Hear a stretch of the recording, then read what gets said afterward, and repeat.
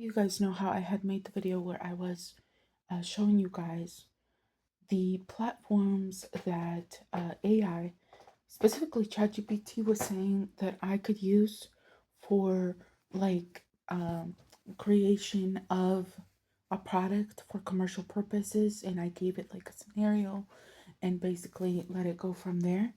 Okay, so I then went to Copilot because I was asking ChatGPT about if Copilot image generation, which I had read, you could use for commercial purposes.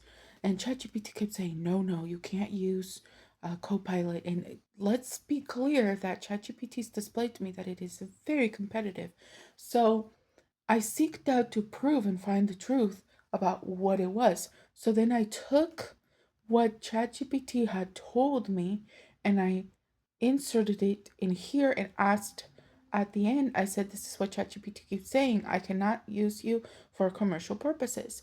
And then Copilot said, you're running into a platform mismatch, not a legal restriction. And that's why it feels contradictory.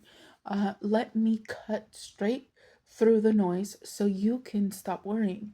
Why ChatGPT keeps telling you Copilot can't be used commercially. ChatGPT is talking about itself, not me.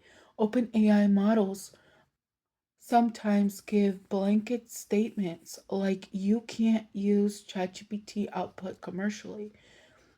You don't own the output. AI art isn't copyrightable.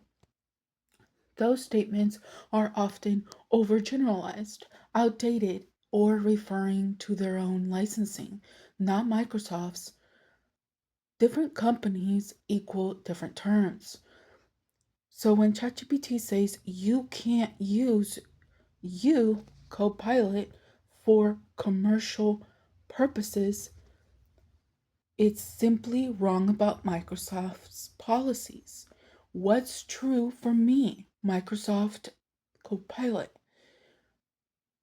You can use images generated with me commercially as long as you follow Microsoft's terms and avoid infringing content.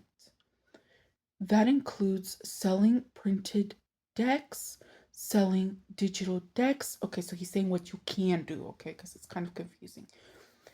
That includes selling printed decks, selling digital decks, selling merch, using the art in products, using the art in branding, as long as it's not infringing.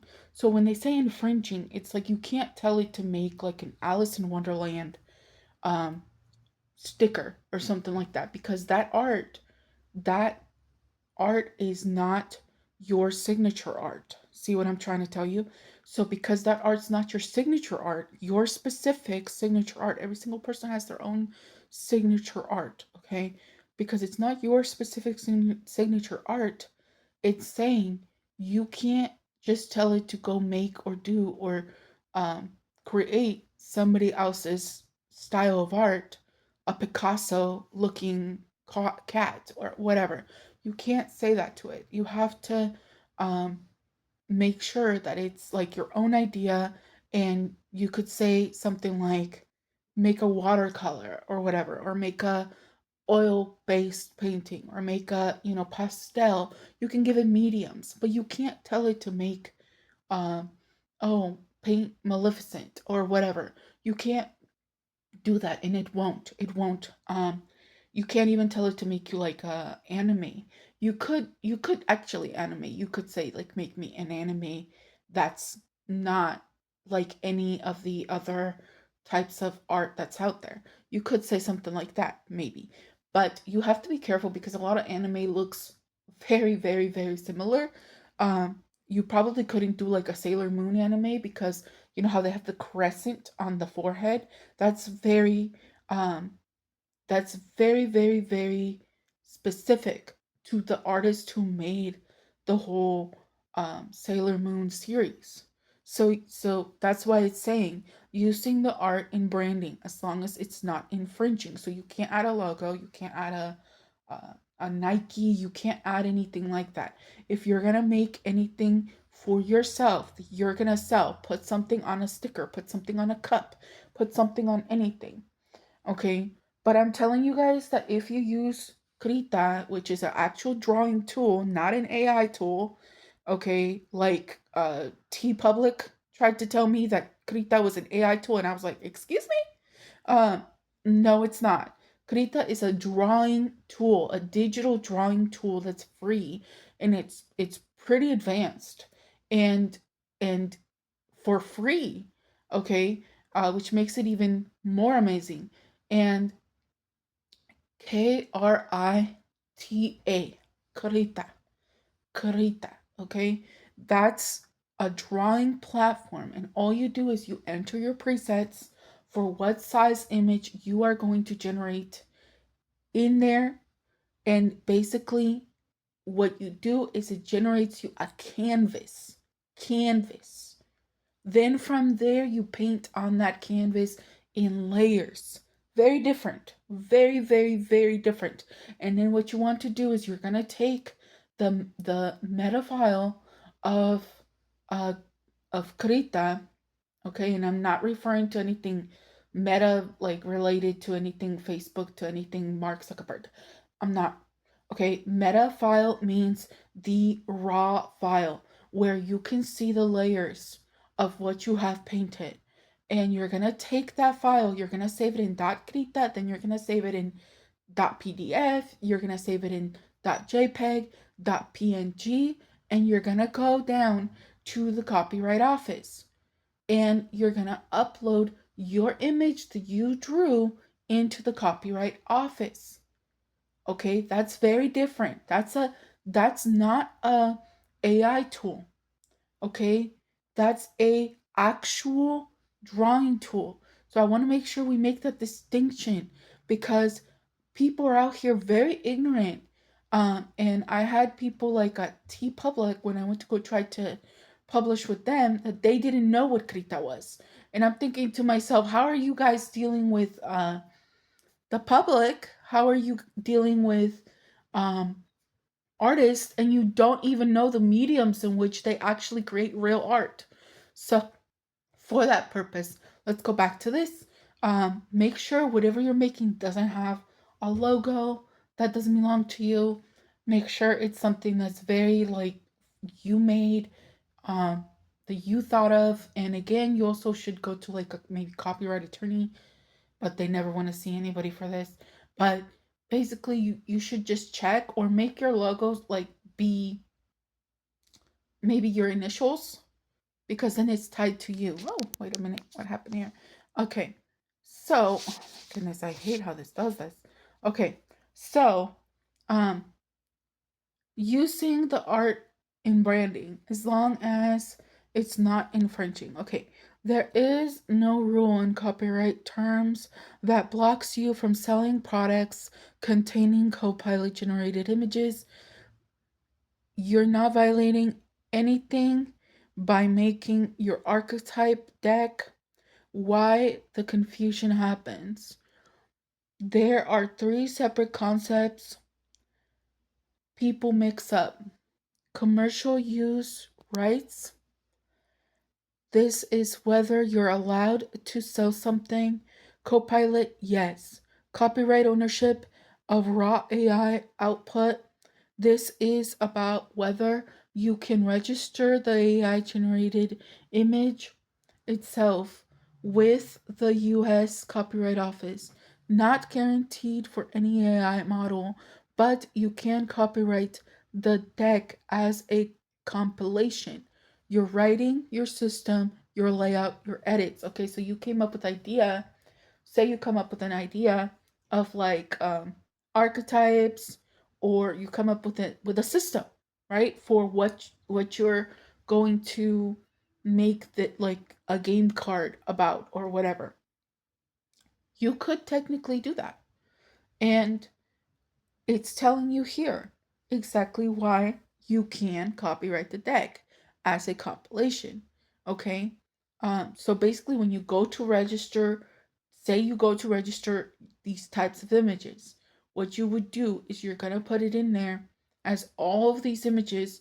You stick them all in there because that's still your idea. That's still your project. That's still you came up with it, basically. You gave it all whatever prompt it needed for it. You were the one who, you know, did it. The AI model can't do it by itself unless it has you, basically. Unless you tell it what to do, it's not going to go do it. It needs the human input, and it needs your specific human input, right? And a lot of people I see, they do use the AI to make cards, like card decks. And I was always so like, how are they doing it? I was thinking about it because I'm like, how are they even um doing all of that like legally? So here it's telling us why they can. And basically, um the reason being is that they've come up with the entire concept. It's the same as a work for hire. You go hire somebody on Fiverr, you go hire somebody on, whatever platform, or an artist that and you tell it, "Hey, this is my idea. This is what I want to do, and I don't have time to do it right now, and I'm just looking to hire somebody for this specific project, and I want to use it for commercial purposes." That's the same thing as a work for hire. Okay, you can do a work for hire and you're still the claimant of a work for hire. So, the claimant means that you still own and retain the copyright and rights to the work, even if somebody else paid it, paid it, if somebody else painted it and you paid for it. Okay, so let's keep reading. Platform specific restrictions. Each company has its own rules. Yes, so some companies, yes, you can. Some companies, no, you can't. So ChatGPT, you cannot. Meta, you cannot. And Meta's mean. It's mean. It's the meanest guy I've ever talked to. Anyways, ChatGPT rules don't equal Copilot rules. Okay. Um, for your archetype deck specifically, you're doing everything right. You created the system. You defined the archetypes. You wrote the meaning. You curated the prompts. You selected and edited the images. You designed the layout. You built the conceptual framework. Okay, so you could also say you make a few cards and now you have to make, because usually a deck is 78 cards. Okay, so now you have to make the rest of the cards, but you have the entire idea about how you're going to do it. You have the meanings about what exactly each one is going to mean. You have you created the prompts, and whenever you're trying to tell it to make something for you, say you're trying to tell it to make you a deck of cards, you need to make sure you tell it a medium. You can say, um, this is this is um you know a deck that's going to be about, we'll just use an example. This deck is going to be about angels. Okay, you might say, oh, this deck is going to be about angels, and this one is like Archangel Michael, and he has blue wings, this, that, the other, and he builds, he wears a sword and all the stuff. And then you can say something like his main color is blue, his theme is blue, yellow, white, whatever. And then you can say something like, he looks strong, he looks like he could protect you from a bully, like he looks like he exercises a lot. And then you could say something like, please paint this in watercolor. And you could say, make sure that this art style doesn't infringe on anybody else's art style. And then you could say, make sure that this is going to be uniform art style to the rest of the other cards that I'm going to ask you to make.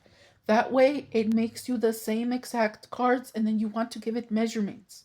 What are your measurements for whatever distributor that you have? Okay, because you don't want, that's probably the highest, and then you want to tell it to make it the highest resolution that it can possibly make it, because that's the other problem.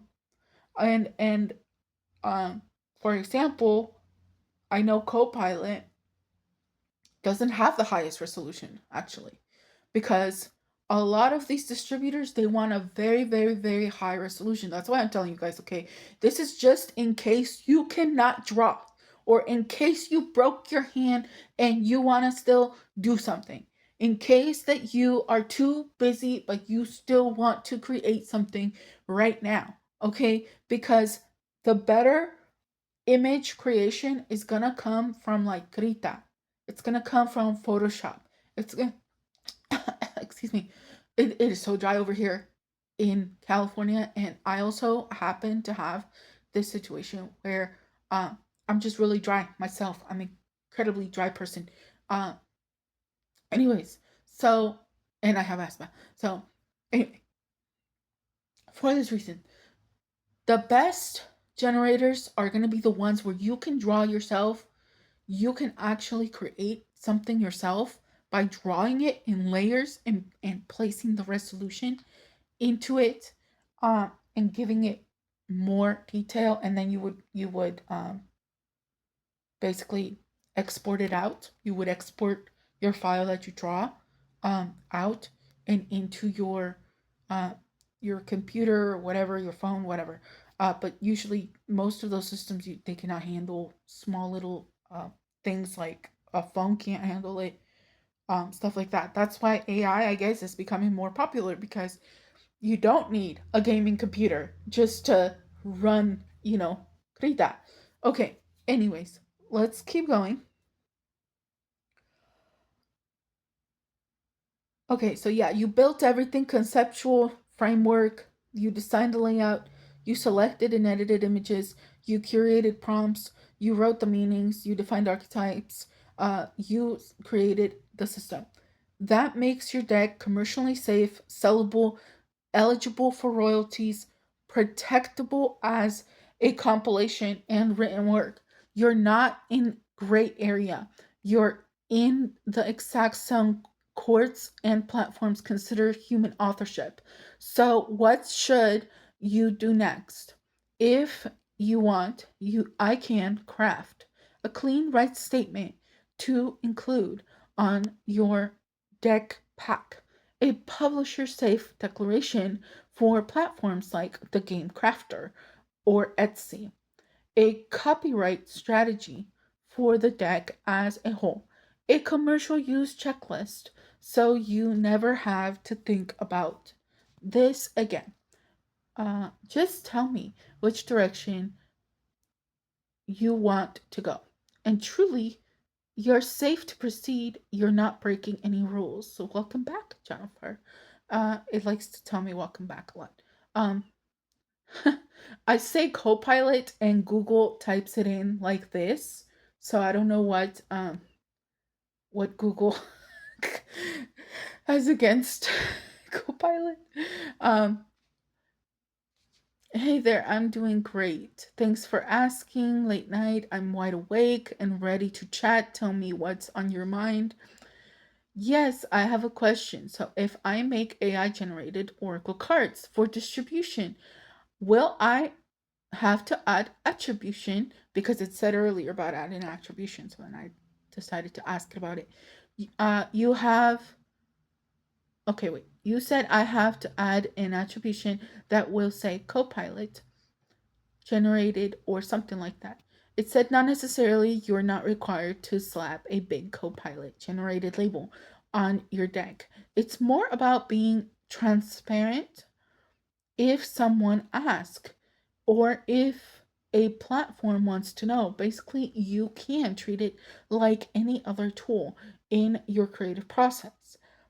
But hey, if you ever want to chat through the nuances, I'm here for it. So, what's the next piece of the puzzle for you? So, what do I have to add to it? I said. It said, Copilot says, honestly, the main thing is just a simple note somewhere in your documentation or on your site that the cards were AI assisted. It's pretty straightforward, no giant disclaimers needed.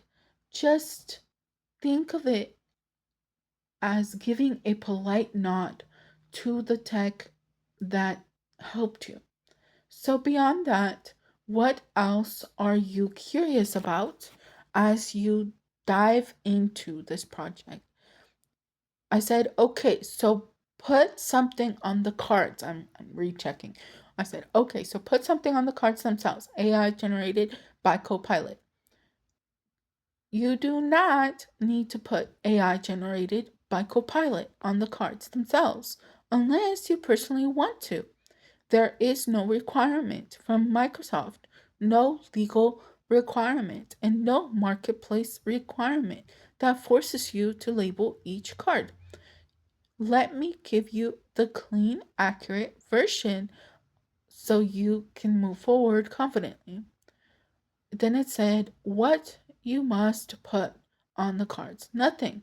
There is no mandatory attribution on the cards themselves.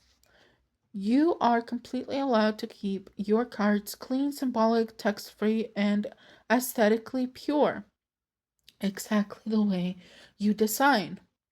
What you may include elsewhere, optional but smart, if you want to be transparent or satisfy marketplace questions, you can put a tiny note in the guidebook.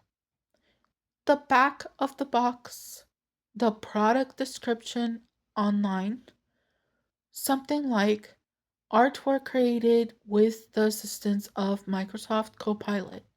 This is optional, not required. Why you don't need attribution on the cards? Because Microsoft does not require attribution, commercial use is allowed. You are the creative author of the deck. The cards are your design, your system, your curation. Attribution is only needed if you choose to disclose it. Platforms like Etsy, GameCraft, or Shopify, Amazon, none of them require AI generated labels on the product itself. The cleanest professional approach for your deck. Keep the cards pure, put a small, elegant line in the guidebook or the product listing. This deck was created using original concepts and designed by the author with AI assisted artwork. That's it. No clutter, no forced branding, no Copilot stamped on your art. If you want, I can help you craft a polished attribution line, a right statement for your deck, a publisher safe FAQ, or a clean about the creation process paragraph for your guidebook. Just tell me which direction you want to go next. So, this, if you were gonna do this, I guess those would be all the things that you would need to do. Basically, if you were gonna do a deck with AI. Okay, you could also probably make, work for hire one, which is gonna run you probably like, I don't know, maybe $1,000, maybe $2,000 to go hire somebody to make you a, card deck. Um, and who knows if you're even gonna like that artwork or if that's even gonna be what you're gonna like. And who knows if that person uses AI, right? So at the end of the day, yeah, you could go down to Fiverr, you could go down to all these platforms for freelancing. Okay, Angie's List, I think, even, uh, and you could go look for people who are illustrators who draw and all of that. You could do that too. But just know that that's going to run you way more money and take more time, and maybe your budget is restricted. And maybe you don't end up even liking the artwork, and then you're stuck with something that you have to use because now you've forked out 2-3 grand on a freelancer for 78 images, or who knows what their package is, because some of them are like, I will only do one image at a time for 200 something dollars. So, for that reason, some of you, if you are interested in the whole making playing cards, creating games, creating archetypes, and you have pattern recognition like me, maybe you're INTJ, and like me, and you basically can put together a whole system, okay? Because when I made my first deck, it took me years of whenever I have free time, I'm going to sit down and draw this image and draw that image and draw that image and draw that image. And then at the end, from all the images that I had drawn, I copyrighted 10 or 11, I can't remember exactly, images. Then what I did was I kid you not, I picked 3 images out of those 11 images. Then what I did from there was that I put together a whole list of what I wanted that deck to be like, and I sat on that list for about a year because I was like, let me make sure that this is really, really what I want to put on this deck. And I would constantly change it. I would be like, no, I don't want this word in there. No, I don't want that. And then I would think about, now, how am I going to do it? Where am I going to go publish this? Because I did not know. All I knew was I want to make a card deck. Because what had happened was that I had been on YouTube, and then I had a channel and it was very popular. And then my channel was like, around the time I had to get paid, my channel was just gone. And I was like, you know what? I'm going to make cards. I'm going to come back way stronger. But what happened was that I went through this like spiritual revolution, and I no longer believed in like this like deterministic ideology. And I gave up astrology too, even though I actually taught astrology. I taught Vedic astrology. I taught about padas. I thought about nakshatras. I thought about how to read them. I thought about how to figure out your Mulchacone sign. I thought about how to figure out your D7 chart. I used to know. I still know it actually, because I have my notes and stuff. I used to know how to basically calculate your entire chart, just figuring out the day you were born. I could figure out your D7 chart, which is your marriage chart. I could figure out where the moon was. I could figure out everything. I could figure out what ascendant it was. Okay, everything, everything. But then God, or whatever you want to call it, the universe, has different plans. And I changed a lot. But had I not been that person at that time, I wouldn't have taught so many people how to figure out their D7 chart. I wouldn't have taught people I'll never meet, right? People will probably never remember me. I wouldn't have touched on that part of society, right? But anyway, long story short, yeah, like the multichrona, you just get your moon sign, you flip that into the ascendant, and you calculate everything from there. It's quite interesting. Um, yeah, and then in order to calculate other charts, you got to figure out what degree it's in. Then you go look at a nakshatra. The nakshatra's in a certain sign. The sign that becomes the ascendant. Yeah, you can literally do entire chart generations. There used to be a guy. His name was Jyotish um, .com. The website's not up anymore, but he had a book. He has actually still the books, I think, on Amazon. Um, I recently gave that book away because again, this stuff that, like, it doesn't necessarily call to me to do that. I'm in a different place in my life. I'm, I believe now that we create our own reality. I believe that. I believe this different way. And I found myself like in so much of a better place when I believe that than when I am at the mercy of, let me believe in this determinism. When I am in that place, I become a conditional lover of life. I had to check the cards 20 times a day. I had to check cards 20 times a day because I was like, is today going to be a good day? And I needed to know. And I was in incredible, you know, conditional lover of life. That's what I call myself in that time. If you are going to check cards, if you're going to do card readings, make sure that you realize that you're coming at it from a place of this is just a fun thing to do and not from a place of superstition and so much like angst and so much fear about life and all this stuff. But God worked on me. The universe worked on me. And today I create my own reality. I wake up every day and the first thing I say to myself is what I want.